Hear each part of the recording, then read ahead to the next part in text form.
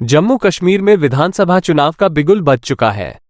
सभी राजनीतिक पार्टियां युद्ध स्तर पर तैयारियों में जुट गई हैं। ऐसे में वर्ष 2014 के बाद 10 साल के अंतराल पर जम्मू कश्मीर में हो रहे विधानसभा चुनाव में सब कुछ बदल गया है। परिस्थितियां बदली हैं, समीकरण बदले हैं, नारे बदले हैं, माहौल में बदलाव आया है, नए नए दल अस्तित्व में आए हैं। इस बीच मुद्दे भी बदल गए हैं। मौजूदा चुनाव अनुच्छेद 370 व राज्य का दर्जा बहाली बनाम विकास के बीच सिमटा दिख रहा है। कश्मीर केंद्रित दलों का एक सूत्रीय एजेंडा भाजपा को सत्ता में आने से रोकना है, तो भाजपा विकास के साथ ही परिवारवादी राजनीति को जड़ से उखाड़ फेंकने के लिए दमखम ठोकने की तैयारी में जुट गई है।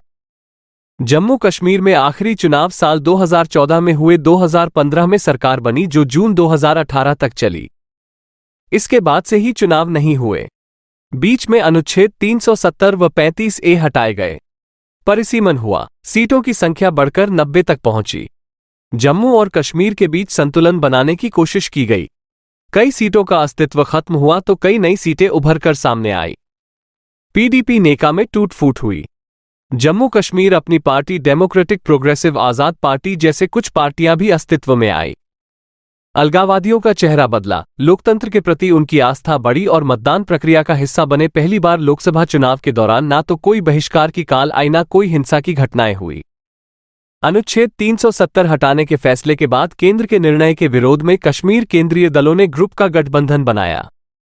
ये गठबंधन भी लोकसभा चुनाव के दौरान अलग थलग पड़ गया। पीपल्स कॉन्फ्रेंस व अपनी पार्टी भाजपा के करीब आए, लेकिन अब इसमें भी दरार दिख रही है। पिछले 10 साल के अंतराल में आए इन सारे बदलाव का मौजूदा चुनाव पर असर देखने को मिल रहा है। लोकसभा चुनाव की तरह ही कश्मीर केंद्रित दलों का विधानसभा चुनाव में भी नारा भाजपा के खिलाफ ही है। कश्मीर की आवाम का दल जीतने के लिए नेका अपनी पार्टी ने अपने घोषणा पत्र में 370 के लिए संघर्ष करने और राज्य का दर्जा बहाली को शामिल किया है। पीडीपी पहले ही 370 के खिलाफ रही है। भाजपा को रोकने के लिए नेका कांग्रेस ने हाथ भी मिला लिया है। हालांकि कांग्रेस का अभी घोषणा पत्र जारी नहीं हुआ है, लेकिन वह अनुच्छेद 370 सवाल पर खामोश है। जानकारों का कहना है कि यदि वह इस बारे में कुछ भी कहेंगी तो उसका देश भर में असर पड़ सकता है। इस वजह से उसने खामोशी की चादर ओढ़ रखी है। वहीं भाजपा अनुच्छेद 370 हटने के बाद जम्मू कश्मीर के माहौल में आए बदलाव, विकास की गाथा तथा परिवारवादी राजनीति के खात्मे को आधार बना रही है। भाजपा की ओर से पिछले 5 साल में आए बदलाव की तस्वीर जनता के सामने रखकर उनसे विकास या विनाश का विकल्प चुनने के लिए कह रही है। पार्टी के प्रदेश प्रभारी तरुण चुग का कहना है कि भाजपा के पास जनता के सामने जाने के कारण है। उसने पिछले 5 साल में जम्मू कश्मीर में जो विकास कार्य किए हैं, युवाओं को रोजगार के साधन सुलभ कराए हैं, हिंसा में एक भी लोगों की जान तक नहीं जाने दी है, इसको आधार बना रही है। लोगों के सामने इन तस्वीरों के साथ ही यह सच भी रखा जाएगा कि परिवारवाद राजनीति के दौरान क्या कुछ हुआ था प्रदेश में और अब कितना बदल गया है।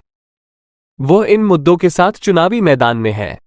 उम्मीद है कि जनता सकारात्मक रुख दिखाएगी।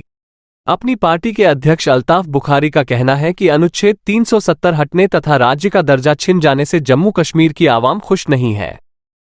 चुनाव घोषणा पत्र आवाम की आवाज के अनुरूप है। पार्टी इसके लिए संघर्ष करेगी और जम्मू कश्मीर के लोगों को उनके जमीन व रोजगार का हक दिलाएगी। आप ये चैनल सब्सक्राइब करें और बेल आइकन को दबाना ना भूलें।